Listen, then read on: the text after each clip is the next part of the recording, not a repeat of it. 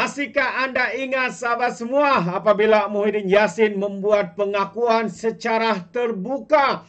Katanya wang rasuah itu tidak pernah masuk sesen pun dalam akaunnya, tetapi masuk di dalam Parti Bersatu. Wah, itu adalah kenyataan berani mati daripada Muhyiddin Yassin. Katanya tidak masuk dalam akaunnya, tapi masuk dalam akaun Bersatu. Waduh, waduh.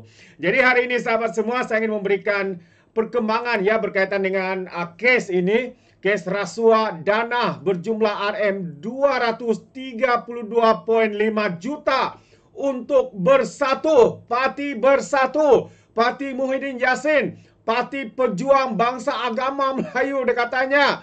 Ya, tapi inilah dia terpalit dengan skandal Jana Wibawa membabitkan ratusan juta ringgit. Dan hari ini ramai yang masih menunggu suara Akimal ini yang berkaitan dengan isu 300 jemaah yang kena scam, kena tipu dan sebagainya. Katanya dia adalah pejuang bangsa dan agama. Tetapi adakah dia hanya memilih isu-isu yang populis untuk dipolitikkan, untuk disuarakan sahabat semua? Itu yang menjadi tanya-tanya kita pada hari ini. Namun sekali lagi, tanpa membuang masa, izinkan saya untuk berkongsi ya berkaitan dengan pertuduhan terhadap Muhyiddin Yassin ini. Tapi sebelum itu, jangan lupa untuk terus support Orang Dapat Channel dengan cara tekan butang subscribe, like dan share.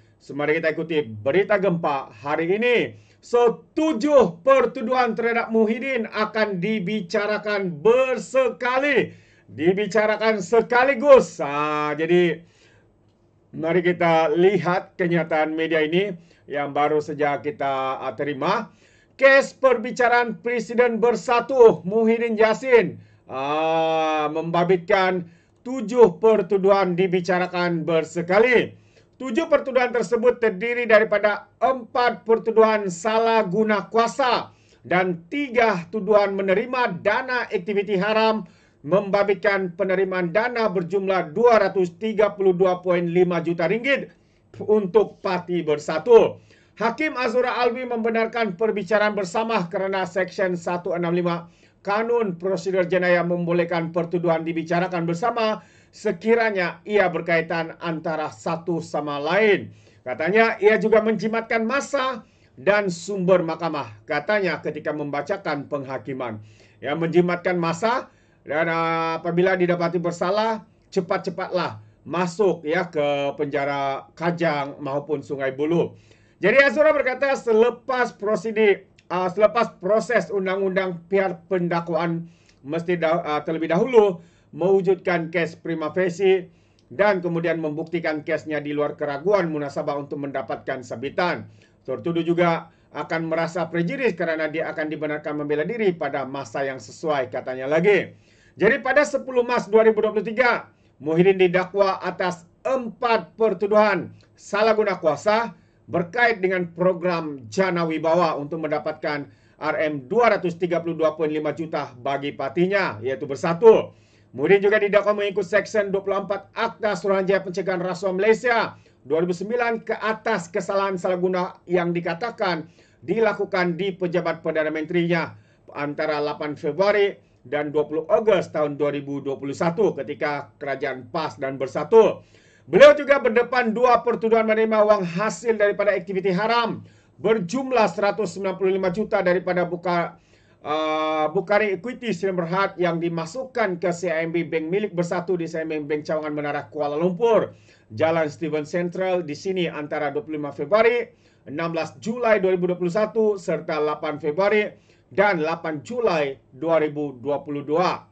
Jadi Muhyiddin juga dihadapkan ke Mahkamah Seksyen Shah Alam pada 13 Mac tahun lepas atas pertuduhan menerima wang hasil aktiviti haram berjumlah 5 juta ringgit.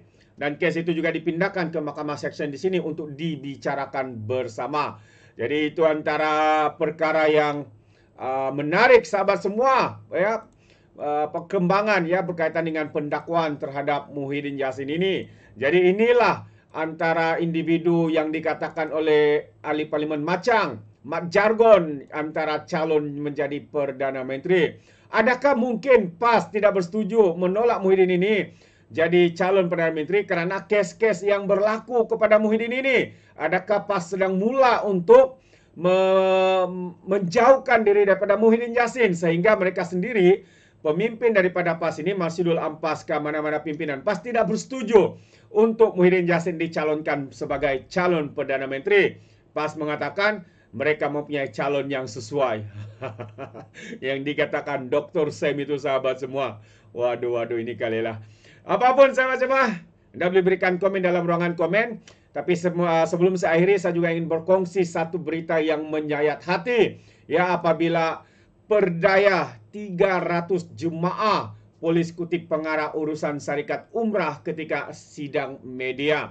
Jadi ini yang berlaku sahabat semua. Perkara ini sebenarnya lebih panas dia daripada isu Hemla, isu apalah. Tapi sehingga ke hari ini, Akimal ini mengatakan dia ini pejuang bangsa dan agama. Tetapi 300 jemaah ini pun belum ada suara-suara sumbang daripada Akimal ini. Kita tidak mendengar lagi perjuangan beliau. Jadi ramai yang berpandangan bahwa Akimal ini hanya memilih isu-isu populis untuk menaikkan populariti politiknya di negara ini. Tapi percaya atau tidak percaya, rakyat Borneo semakin mual dengan tindakan yang dibuat oleh Akimal ini. Dan ramai di antara rakyat Sabah dan rakyat Sarawak menolak ya pemimpin pemuda seperti ini yang hanya tahu menunggang isu bangsa dan agama seperti mana yang diperjuangkan oleh Parti PAS. Kerana itu ramai yang bersetuju dengan kenyataan daripada Lokman Adam bahawa Akimal ini seolah-olah menjadi juru cakap kepada PAS dan juga Bersatu. Kalau Bersatu ataupun pemimpin-pemimpin daripada PAS menfitnah Perdana Menteri kita, dia mengunci mulut. Tidak ada satu sepatah haram pun keluar.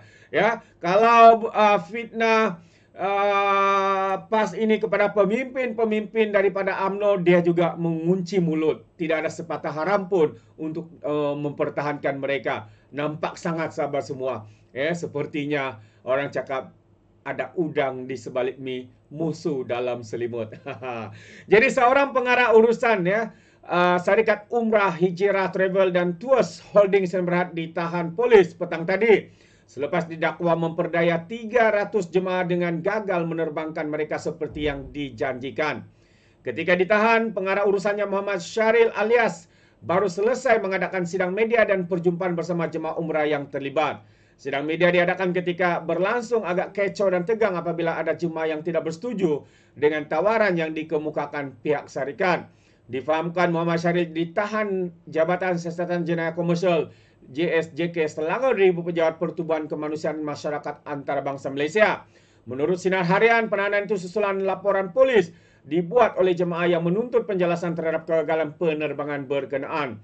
Dan sebelum ini kira-kira 300 jemaah umrah terkandas apabila mereka dijanjikan untuk diterbangkan ke Tanah Suci namun ditunda syarikat pengendali umrah itu. Dan sementara itu juga Ketua Polis Selangor, Datuk Hussein Omar Han berkata, polis telah menahan pasangan suami isteri pemilik syarikat umrah terbabit kira-kira jam 7 petang semalam. Dan beliau berkata, JSJK pada Selasa telah menerima laporan berkaitan kes ini daripada seorang wanita tempatan berusia 39 tahun, merupakan pekerja syarikat swasta yang mengalami kerugian RM11,000 kerana terkandas untuk mengerjakan umrah. Buat masa ini, sebanyak 7 laporan polis diterima melibatkan kerugian sebanyak RM100,000 di Selangor. Siasatan awal mendapati, syarikat ini mula menjalankan perniagaan sejak tahun 2022 namun berpindah ke premis 3 tingkat di Sepang sejak Oktober tahun lalu. Modus operandi yang digunakan dipercayai memperdayakan mangsa melalui iklan di aplikasi TikTok tentang pakej umrah dan berhubung dengan ejen yang dilantik oleh pihak syarikat, ujarnya.